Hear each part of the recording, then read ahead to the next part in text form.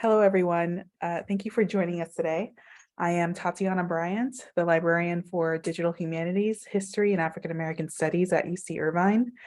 And for the past 2 years, UC Irvine's Digital Scholarship Services and Special Collections and Archives departments have collaborated on hosting a graduate student researcher focused on applying innovative digital methods and tools to special collections and archives. This work is sponsored by Edward O. Thorp, a founding professor of mathematics at UCI. And this year, our GSR, Zane Casimir, focused on Thorp's papers. I will let Zane introduce himself, and we will have time for a few questions at the end. Feel free to take it away, and I will make you co-host. Great. I was just going to ask if I'm allowed to share screen. Hi, my name is Zane Casimir. I am very grateful to the library and to Tatiana, who was my project supervisor the whole summer, for all of their guidance, keeping me on track and everything. I am going to share my screen. Let's see here. And we're gonna do a desktop version, just because I have to jump in and out of my PowerPoint a bit, because I want to demo some things, because I get to show you some like digital humanities, like visualizations and mockups and stuff like that. So, all right. So let's talk a little bit about what I got to do this summer. And I was working with the Edward O. Thorp collection in special collections at the UCI library. What you see on the screen here is just kind of a very small selection of the many documents that are within this collection. And as you can see, there's a variety of things, including diagrams, including pamphlets, computer printouts, slides, transparencies, magazines, what we might call ephemera, short-lived or kind of easily destructible objects that are preserved in some way, postcards. And Edward Thorp, for those of you that are not familiar, as Tatiana said, he is a founding member of the mathematics department here at UCI. He is very well known for his work on blackjack and several other casino, like Las Vegas-y casino games, and finding an edge there. He's also very famous for finding an edge on the stock market. So he is a hedge fund manager, scholar, hedge fund manager, blackjack player, kind of amazing all around. And he donated a lot of his papers to us. And so now we have this big old collection. So I got to work with it, and let me talk to you about my background just briefly, because what is a visual studies major working with a mathematics-based collection, you might ask. Indeed, I am going to be walking into my second year as a PhD student in the Visual Studies department here at Irvine. I have a background in art history, and part of what I specifically study are spaces of play, which can mean video games, but also in terms of art and art history, things like playgrounds, play spaces, play equipment. And so I've got a couple images up here of one of the artists that I in particular study, Isamu Noguchi, a Japanese American artist of the modern period, who did things like this giant playground in Sapporo and this beautiful slide mantra piece of equipment. This is a maquette for it. My overlap here is spaces of play. Places like Las Vegas. I was really drawn to the collection in part by Thorp's work in Las Vegas, Thorp's work on games, games that specifically usually have an element of gambling, an element of finance and money involved, but games, and games that take place in some very specific casino-y type environments.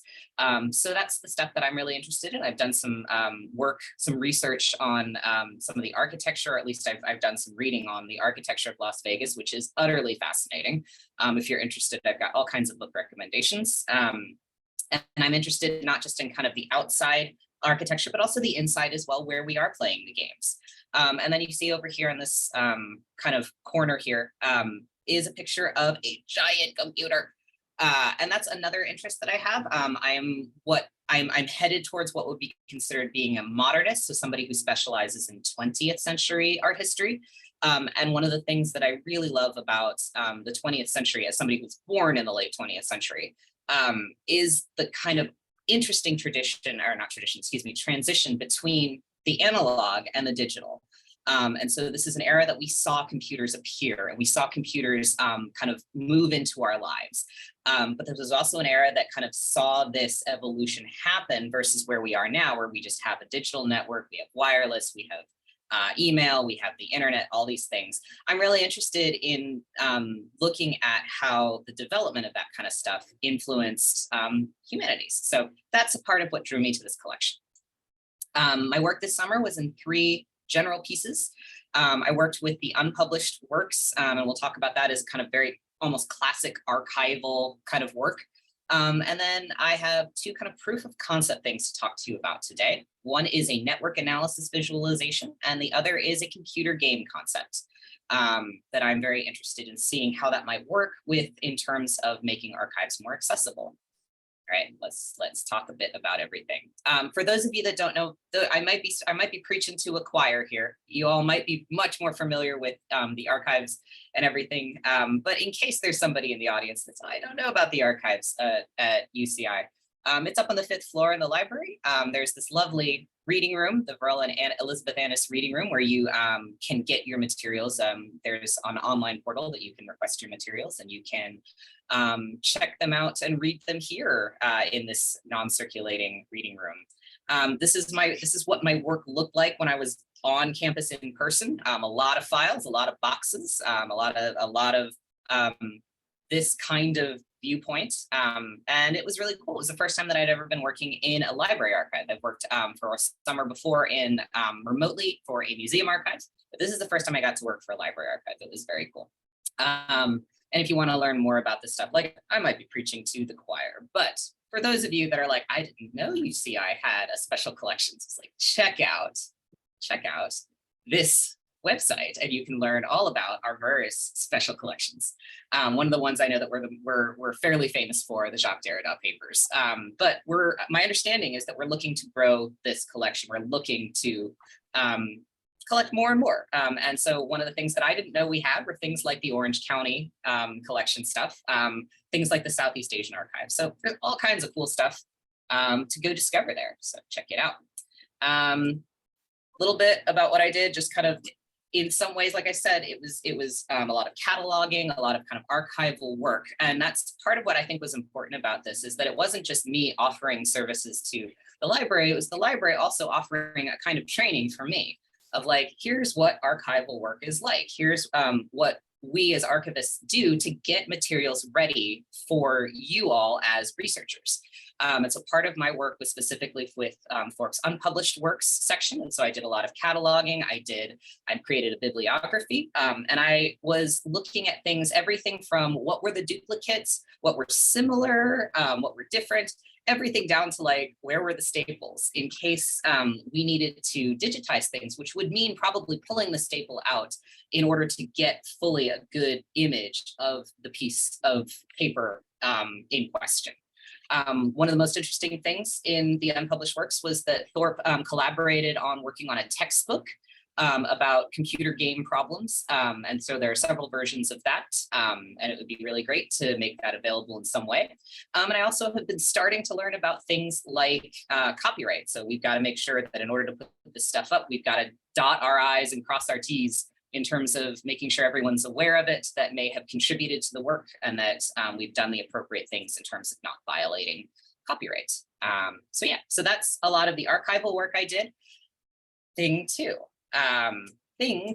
is the data network analysis visualization. And so I want to talk just a teeny tiny bit about digital humanities. Again, you may all know what digital humanities are, but in case you don't, digital humanities is a kind of subfield of study where we have digital computing tools and we apply them to the disciplines within humanities.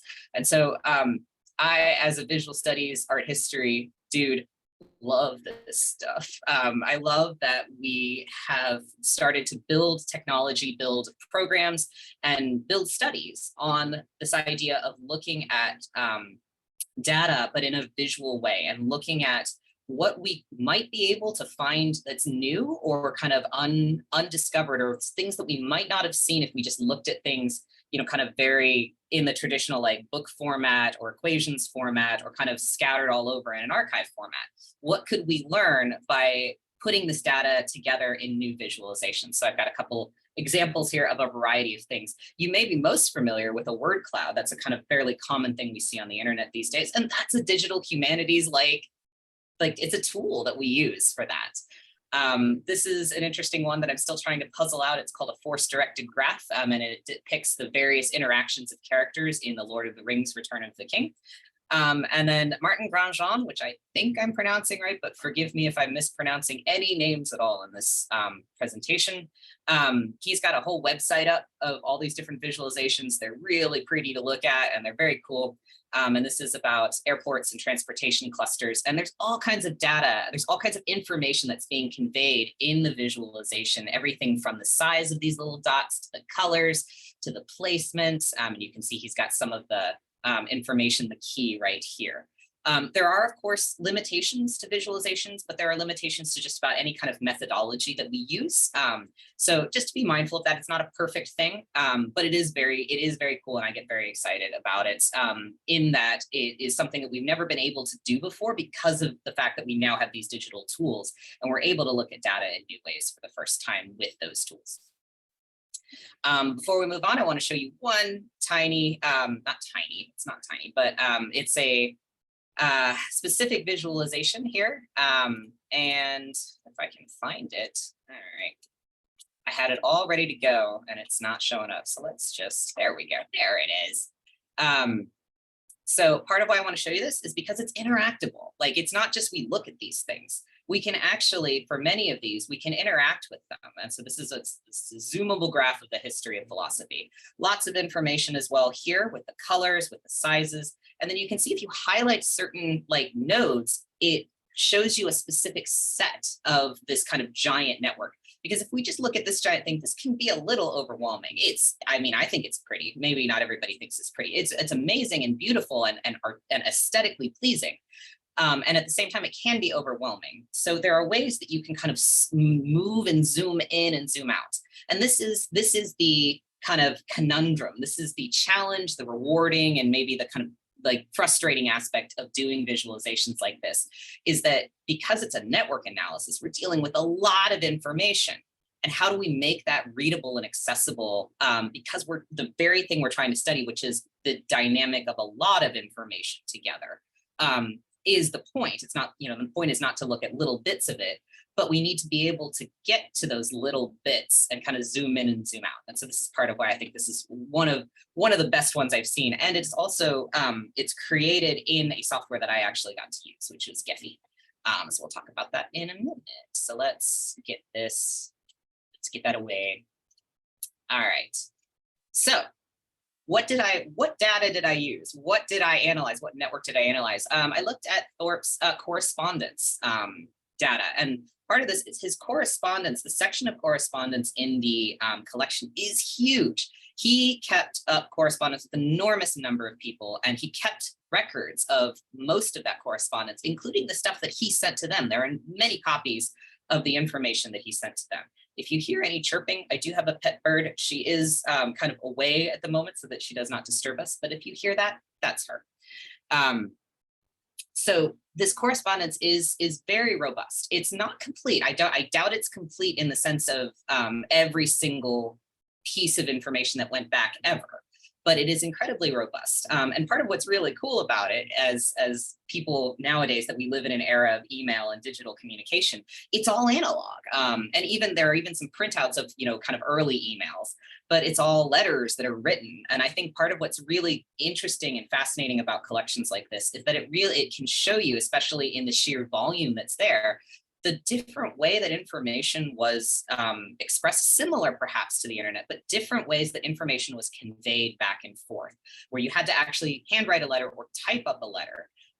Or maybe if you were very lucky, you got your secretary to do it at the time, because not everybody had typing skills.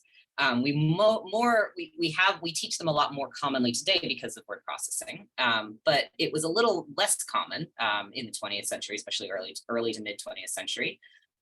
We have things like attachments. Like if you wanted an article You wouldn't go to a library website and say, I want this article. Is there a PDF I can download? You might have to write to the actual scholar that wrote the article and say, can I please have a copy of your article? One of my favorite examples of the analog to digital kind of comparison is card catalogs, which some of you might remember and some of you might not. In libraries, where you'd actually have to pull out a drawer and you have to flip through this kind of like Rolodex of all the different entries of the library, that like what they had in the library in that library at that time. And now it's all on computers. You could do an immediate search, and you can do all kinds of like advanced searches and stuff.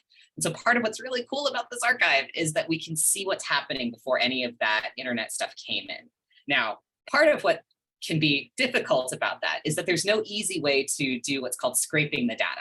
For some of you, that might sound gross.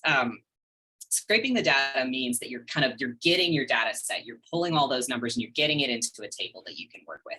And so we have a lot of actual programs that we can do. So if you want to like look at like certain trends on Twitter, for example, you can actually write like some code to scrape the data, to grab the data off the internet and put it in a nice chart like this. With the correspondence like archive like this, it's a lot more kind of like like done by hand, kind of like basically me having to go through and check every piece and say, okay, this was from, let's say, Alan Wilson writing to Thorp. Okay, the next one is Alan Wilson writing to Paul Davies. The next one is Thorp writing to Alan Wilson. And collecting some other data too of like, okay, there are 2 copies of this correspondence from Thorp to Carter. This one from this guy, Chabot, I don't know. I hope I'm pronouncing something in there correctly. To Gambling Times is CCing Edward Thorp. And then does it have an attachment? That kind of stuff. There's more data that could be collected, but this is kind of the basic stuff to work with to get a data set established. And so once you have this fancy chart, or sort of fancy chart, and these numbers are kind of to get it's more like you have to translate these names, and the fact that each one needs to be specifically unique to make a node. You have to translate it into certain numbers and give them IDs and everything. And it's somewhat complicated, and it requires a bit of knowledge of how programming works. You get stuff like this. So let's look at stuff like this up close in the program. So I actually have done a couple visualizations in 2 different programs. I've done one in Cytoscape and one in Gephi. I guess technically 2 and 1.5 in Gephi, because there are 2 different ways to look at it. This is the one in Cytoscape, and it looks, so first of all, very cool in terms of like the way it looks. It's almost like kind of like an atom. And part of what's happening here is that as we zoom in, we can see that Thorp here is in the center, and you've got a variety of these names kind of in circles in kind of this array around Thorp, and they're different colors, and that is on purpose because the closer they are to Thorp, the more they communicated with him. Is there any way Zane can make the window bigger? I can try my hardest. Let's try this. Let's see here. That is the best I can do, Elvia. Thank you for asking. I will do my best to continue to kind of zoom in and zoom out. So the closer they are to Thorp, the more they wrote to him. And so that's indicated by kind of proximity, but also by this kind of color.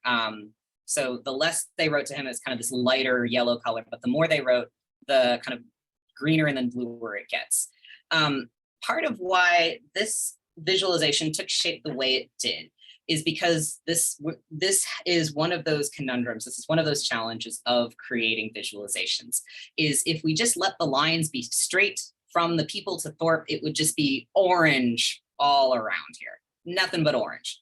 And so by basically creating, like pretending that the lines go in an arc, not pretending, but kind of rendering them in an arc. So like all of these lines are going from Russell Barnhart and kind of like a ball that gets lobbed in the air around to Edward Thorp, creates a little bit more kind of clarity of what's happening in the image. And so it kind of focuses, it shows you that there are these kind of big spikes of certain people communicating with Thorp kind of intensely amidst kind of these very small, you know, kind of maybe sometimes single communications, single way communications where somebody may say, hey, can you send me a copy of your article? Hey, I saw your article in Gambling Times and I have a question.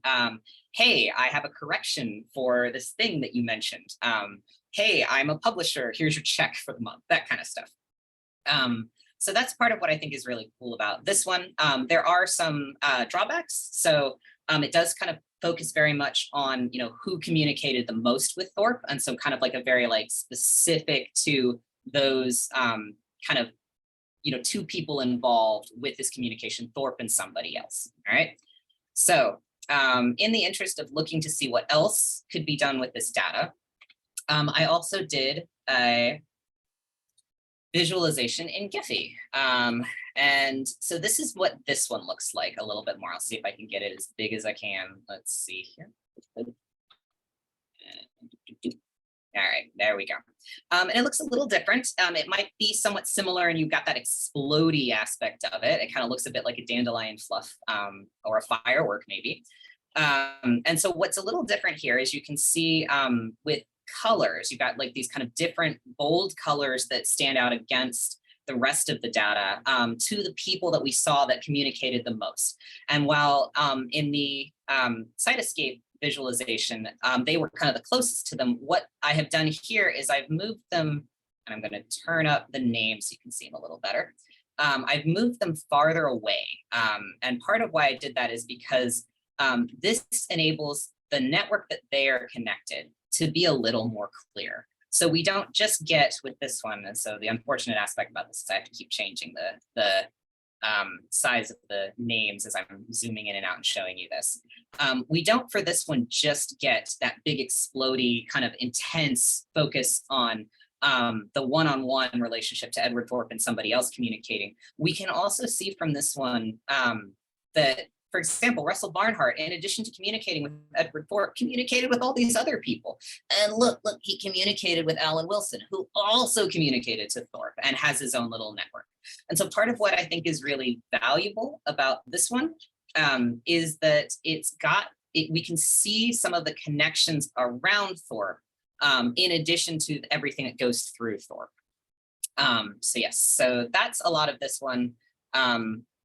We can look at, you know, kind of a slightly different version of it here, but it's about the same information. What I wanted to kind of pull out of this one is that sometimes data is really hard to work with because as the old adage says, the problem with working with computers is that they will do exactly what you tell them to.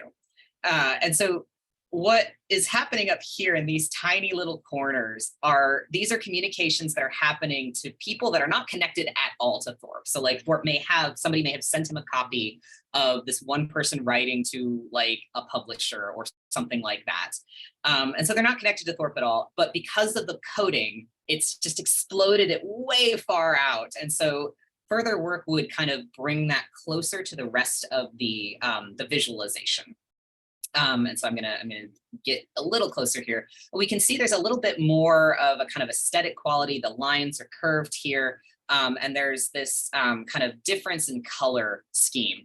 And so this is another one of those interesting things that happens when you're working with data is that you don't always know everything that happens when you click a button in these programs because much like any kind of digital tool, there may be things that you may know a lot about in terms of plugging in, but there may be things that you have no idea what it is or what's going to happen until you like read tutorials. And so I know that what's happening here is that the colors are organized by the source, who the correspondence is coming from. I can't figure out much beyond that yet, and I'm going to have to do more research.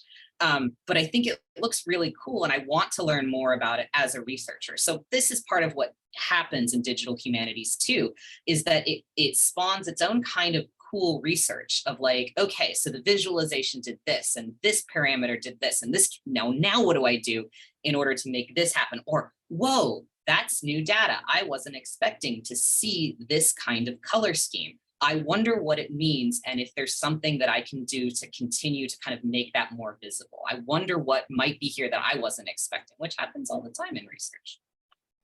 Okay, so that's those are the visualizations that I have created thus far. Let's get this down here. Because my next question is, where do we go from here? And I think there's a lot to do here, because like I said, these are proof of concept. I don't think these are done yet. I don't think these visualizations are finished.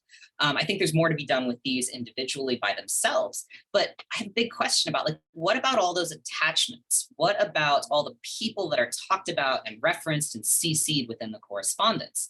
What about the bibliographies within the papers written by these people? How are these people referencing each other, in other words? So it's not just about Alan Wilson wrote to Russell Barnard,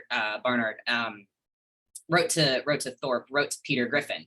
It's Peter Griffin wrote an article that cites Alan Wilson and William Ziemba and Thorp, but maybe doesn't cite somebody else in the network or that kind of stuff. So I'm really curious if there's a way to kind of integrate that and maybe look at what's happening in terms of this exchange of information, not just this exchange in correspondence and, hey, how you doing? And, hey, did you check out my article? Hey, can I have your comments on this? Hey, I sent you a copy of my book. But also, like, in the papers themselves and in the attachments themselves, what kind of information is being shared? Especially considering this is a group of people that have a fascinating overlap of interests. Many of them are scholars, many of them are mathematicians, but many of them are also interested in gambling and studying and researching gambling. William Ziemba, for example, does horse race betting versus Thorp that did blackjack. There's a gentleman in the correspondence that did Pai Gow, which is a Chinese dominoes type gambling game. So there's a lot of different things here that could be a lot of different dimensions. It would require more data though, which means going back in and kind of checking each one of those things and recording, okay, this person got CC'd, they're talking about this person, they're referencing this guy's idea, they cited this person in the paper. And so that's going to create more, it's going to require more work and require another data set. But I think there's something there to that. And also it would require a kind of understanding how to scale the data so that we can still see everything. It doesn't just become a sea of orange mud. Being able to kind of figure out what that data might reveal about, especially these kind of close, many times over communications. Russell Barnhart, for example, while he was a scholar, was not connected to a university, but he was a magician, and he traveled in those circles a lot and published in trade magazines as much as scholarly magazines. So that kind of, there's that kind of overlap in figuring out how to map those kind of interests and circles that people flow in and the information they exchanged and how that influenced each other. All right, so that's the visualization. That's thing 2. Let's talk about thing 3. I love video games. I grew up playing video games. I'm a bit older than I may look, and so I grew up. I was a little kid when consoles first came out, when the Nintendo system first made it to the United States. My father, we had a Commodore 64. We were very lucky. We had a Commodore 64, and I'd sit on his knee, and he'd play Lode Runner and all kinds of computer games that are almost laughably lo-fi now, but were amazing. And I still think there's a lot of amazing about them. And so I brought that into scholarship. Like I said, I'm an art historian, and so I love looking at art and spaces of play. And I think that there's an enormous amount of overlap between art history and video games. And so that's kind of that's one of my big soapboxes, one of the things that's really important to me. And I wrote my master's thesis on that. And I looked at a video game, and I looked at how old, classical forms of art that we're very familiar with, to the point of like kind of original and kitsch copy kind of narratives come out. How those appear in video games, so something called contemporary reception. And then we've got a little box down here about a game that I've actually created. It's not up for sale or anything. I'm still trying to decide what to do with it, but I've made a couple games before. And this is a game specifically that's interactive fiction, and that's part of what I want to talk about here in a second. So my idea here is to create a game that's going to help with access, like bringing access to the archive. It's a little bit like how an exhibition invites people in, and offers up more access to archival material and the information surrounding an archive in general, but wanting to make it in the form of a game. And so I'm very aware that we've got this kind of version of games called edutainment games. And these are 2 that I grew up with. Math Blaster teaches you math. You're the green guy chasing the yellow guy that's kidnapped the blue guy, and you gotta chase him down, but you do that by solving math equations. And there's a limit, some kids could probably play this all day, and there was a point where I was like, they're just making me do more math. So then you have things like Where in the World is Carmen Sandiego? You may, those of you in the audience that are a little older may recall that there was an actual like game show, Where in the World is Carmen Sandiego? But there were also a bunch of video games. And so I had this video game when I was growing up, and it came with this giant almanac, and I had no idea, because I was a little young for it, that part of what you do in the game is that you're exploring these different locations of the world, and you gather clues to figure out where to go next. And you have to use this almanac to help to figure it out. And so it was a game that was meant to teach a lot about geography and kind of other cultures and other locations of the world. I was terrible at it because I didn't understand that it was like you're supposed to research and figure things out. But as I got older, I started appreciating it more and more and more. Also, just as a side, check out that old format diskette there. We don't see those anymore. That's, again, my interest in kind of older technology and older mediums and older forms that kind of have led to our current moment. So I want to talk about one of the most successful edutainment games, which is Oregon Trail. I consider my generation the Oregon Trail generation. I'm not quite a millennial. I consider myself the Oregon Trail generation because I grew up learning analog things and then had to transition to digital. Even as I saw an enormous amount of digital stuff popping up throughout my life. I played this game when I was like in 3rd, 4th, and 5th grade. It came out in the late 70s, early 80s, and it was a kind of staple of classrooms. Once a classroom would get like a computer, and sometimes there was only one computer, and so us as little kids, we'd be gathering around whoever was playing it. And then a little later, we got like whole computer labs, and so we would all get to go, and we'd have to like do our typing and stuff. And then if you finished early, you could play Oregon Trail, and it was so fun. And part of what is so fascinating to me about this game is that even as it was fun, it was full of information. It was full of history.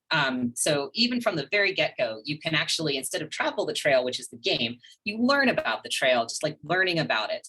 And the fact that as a game, traveling the trail teaches you in a different way, in a kind of what's called a procedural way, like acting it out and going through the motions, so to speak, even if it's not like you're not actually in a covered wagon traveling day by day across the Western United States. It teaches you kind of in a different way than just telling you or having you read about it, how this worked.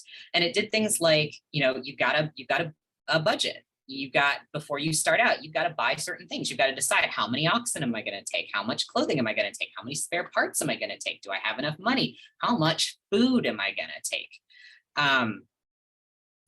And if you ask anybody from maybe almost anybody, I don't want to presume that everybody knows this, but if you ask most people from my generation, from this Oregon Trail generation, if you say, what was one of the most common causes of dying on the Oregon Trail, I would bet money that most of us could immediately respond dysentery, because it is almost memeable at this point. That if you say you have died of dysentery, it is referencing this game.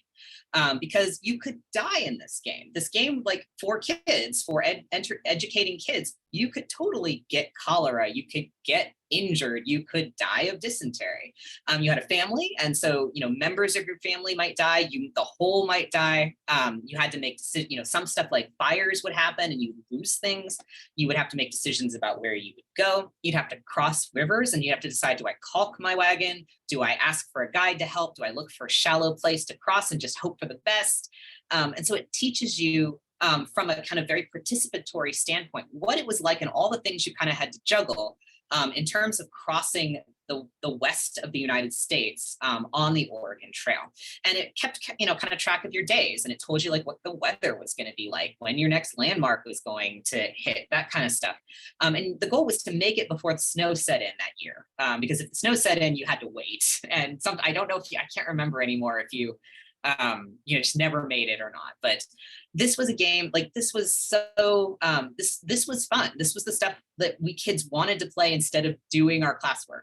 And you can see there are a bunch of versions of it, because you might recognize the green here, the Apple IIe computer, and then there were color versions. And so I remember we got one color computer, and all the rest of them were green, and everyone wanted to play the color one, because we'd never seen colors in Oregon Trail before.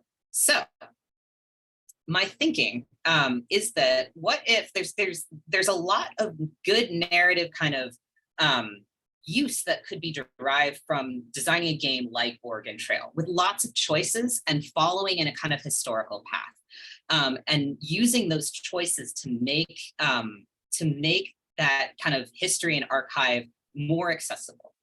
The other element I want to talk about just a bit, again, for those of you older folks in the audience, you might recognize Zork.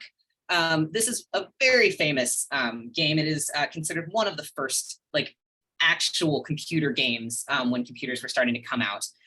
It's entirely text-based. There are no images in it. It's a bit like if you've ever read a choose your own adventure story or read a kind of second person. You are standing in an open field west of a White House with a boarded front door. There is a small mailbox here, and you can type into it, open mailbox. They had a parser, and this was revolutionary at the time, that it could parse out like verbs and nouns and that kind of stuff and do things. And it, like, you say open mailbox, and it would open the mailbox, and you could read things, and you could interact, and you could say go northwest and go southwest and explore and pick up items and get eaten by a grue, and all kinds of things would happen in this game. And so interactive fiction maintains a presence today. We actually have even better tools to make interactive fiction. And so that's why I want to talk about Twine for a minute here. Twine is a digital tool. And so this is another version of digital humanities here, where you can make interactive fiction. It's not with a parser this time, but it is with links. So you have like little bits of information, and then you can offer your player a variety of links, all right? And so what if there were a game like this, whether it's interactive fiction in the Twine sense or otherwise, that connected to and drew on this archive? And so I've got this kind of mock-up of, and this idea of like, yes, it would not be Zork in the sense of it had no images. I think images would be very useful. Zork didn't have images because of the constraints of computers. And many interactive fiction games these days don't, because people may not have the ability to get the drawings in there. But I think there's something useful about having images, whether they are drawn images, and I think those are useful, rendered images like the Oregon Trail pixel stuff, and or actual images from the archive and from the material at hand. And so I want to show you just a little bit of how this works. And you can see this is under the hood, where you kind of build the connections between things. You can zoom out, you can see just kind of generally what's happening here. And it's possible that if a game like this were just, if it were be like, yes, let's develop this game, Twine might not be the ideal thing ultimately to develop it in, but I mocked it up in Twine, and I think there's a lot of potential legs for working in Twine here. And part of what's useful about a Twine game is that, let me get it big, let me get it nice and big, is that you can play these games in the browser. So you don't have to worry about people like, do they have, like, if they have a browser, if they're on the internet looking for something about special collections, they can play the game. Or if they're at a computer in the library, they can play the game, kind of thing. And so I'm not gonna read everything, because it's a little small, and sometimes there's a lot of text, but I want to show you the things that happen here. Where you click on things, and it can give you, your goals are to visit Las Vegas, beat the games of blackjack, roulette, and baccarat, end the summer with as much money as possible, and stay alive. Because part of Thorp's story is the fact that there were several things that happened that were life-threatening to him when he was trying to collect this data in Las Vegas. And so you can prepare for your first visit, like Oregon Trail, I'm going to go buy my supplies, but you can also ask for things like information. Can I hear more about Thorp's background? Absolutely. And here's his background. And then look at this. You can make links to actual material that we have. For more information, you could check out the UCI Library's digital exhibit, Finding the Edge. And it takes you right there. It's pretty great.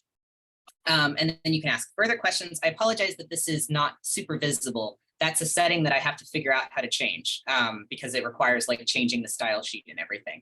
I am in the humanities for a reason. I can do some mathy stuff, but sometimes it takes me some time. And so you can go back to preparing for your first visit, and it gives you some money, and you can actually be like, that's not a lot of money. You're only giving me $100. And it can actually help set the scene and say, no, with inflation, that's actually about like almost $1,000. And so you can say, well, I'm going to go by myself, but you could also say, hey, I want somebody to help fund my research, which is part of how Thorp was able to do some of this field research, is that he got people to bankroll him. And there are also, he went many times to Vegas, and he went with many different kinds of people. For the purposes of this kind of demonstration, I'm going to show you teeny tiny bit of this where it can show you two different options. Mr. X and Mr. Y were these multimillionaires from New York that originally they were the first people that really bankrolled him, like kind of with a lot of money. He also went later with his scholar friend, Russell Barnhart. So we're gonna say this. It gives you a little more information about this. You can go back to Russell if you want. You could go back to other people. Let's say though that we're going to go by ourselves. And then you have this moment where you can take tools with you. It cuts into your budget, but you can take tools with you. So we could take some medicine, we could take a disguise, we could take a notebook to keep notes. We could take some notes of my own to help keep track of the card counting, or no tools, just my wits and my memory. And so it'll give you a little spit out of everything you've got here, and then you can change your mind and you head to Vegas. And this would be a place where you'd put a lot of description and images and stuff, and you have a choice of casinos. You can hear more about Vegas. You can look at how Vegas was different from now in 1961, because Vegas was totally run by the mob in 1961. It might not be run officially by the mob these days. It might be more corporate culture kind of things, but it was totally run by the mob in 1961. And so there's a lot of interesting information about that. But we can go to a casino. We can look around more. We can head for the blackjack table, head for the baccarat table, head for the roulette table. And if we head to blackjack, this is a place where you say, oh, what did Thorp figure out about beating blackjack? Or you can go over the rules more if you're not familiar with blackjack rules. Like Thorp probably knows them to his bones, how many hands he's played. But someone like me, who's played maybe one round of blackjack in my entire life, may need to know about the rules a little more. And so we can check out this really kind of basic version. And I wrote it specifically for somebody that's like me, that doesn't have mathematical training to understand. But if you do want the math, you can also check out the actual article that he originally wrote from his website. And then you can check out the other articles at the website. So this is another way to link in the material from the archive. And then, all right, deal me in. And so you can choose where to sit, because sometimes that changes the dynamic of the distractions or ability to focus and see what's going on. You can start betting right away, but you can spend some time observing. And you can notice things like, hey, wait a second, it looks like the dealer's peeking at the cards they're dealing, which happened a lot. So you might want to quit the table and head for another. And you might want to, again, do some observing. And after watching for a bit, you see no signs of cheating. And so part of what's happening here, I admit this is mocked up in some very specific ways, but there are ways to write code that spits out kind of random encounters, much like Oregon Trail, where it's like, you don't know if you're going to have a fire. You don't know if someone's going to get dysentery. You can have some aspects of your choices influence. So like if you take care of your family, don't go too fast, make sure they're eating enough, they have a lower chance of getting sick. But if you push them real hard and you don't feed them a lot, they are going to have a higher chance of getting sick. And so if you observe more and you practice more, you might be able to catch cheating more, and you might be able to keep yourself safe. So you can start betting. You can decide whether you want to bet conservatively, moderately, or risky. So let's go moderate. And after a rocky first few hands, you start accruing chips. And so part of what I want to do here is I want to make it so that it's not card counting. It's possible that we could, at a later date, incorporate a mod, like a kind of an additive to the game that actually enables you to practice the card counting, because many games have been designed, very simple games, and many records of those games are in the archives of how to do Thorp's card counting strategies. But part of what I want to do is make this accessible to people that might not be able to do the card counting. People that might not be able to cross the Oregon Trail still want to be able to play Oregon Trail. So that's part of why I don't have specific math stuff in here. So yeah, keep up this pace. And so now we have the money is coming in midway through your 10th hand. A waiter comes by and asks if you want something to drink. Sure, whatever you recommend. Just water, thanks. Coffee, cream, and sugar, please. No, thanks, I'm fine. Thorp actually would drink coffee, cream, and sugar a lot, partially to help keep him awake.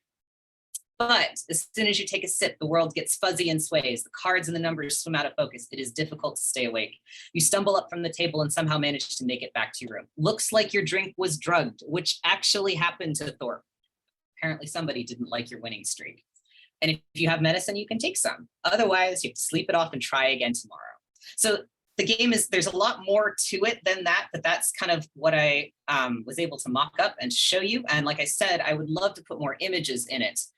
I would love to have more images. I would love to have more links to information, to other archives, to our archive, to show more of what's going on. So it becomes very much, it's an interactive exhibit, and also it is teaching us kind of, this is what Thorp went through in order to get his material on Blackjack, like legitimized, and how he proved it, kind of thing. And you can see that I have, just kind of bury those specific links. So that's my presentation. Those are the 3 things I worked on. Hope that was interesting in some manner for you. And I'm happy to take questions now if you've got any. Thank you. And I'm going to stop sharing the screen.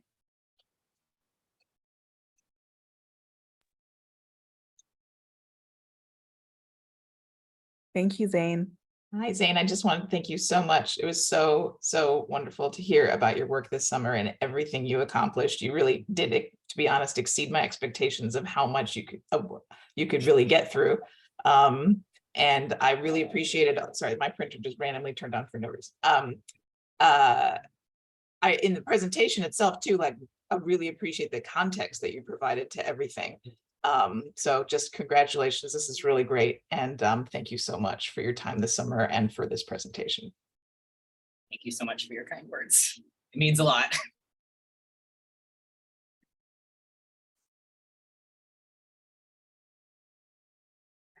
Everyone in the chat, thanks you as well. So what I want to go ahead and do now is thank everyone who joined us today. And I want to thank Madeline Dickerson, who's the head of Digital Scholarship Services, and Audra Engel Young, excuse me, head of Special Collections and Archives, as well as digital archivist Elvia Arroyo Ramirez, and everyone at UCI Libraries who have supported this work over the past 2 years. And we'll go ahead and have time for questions now. But otherwise, thank you so much for joining.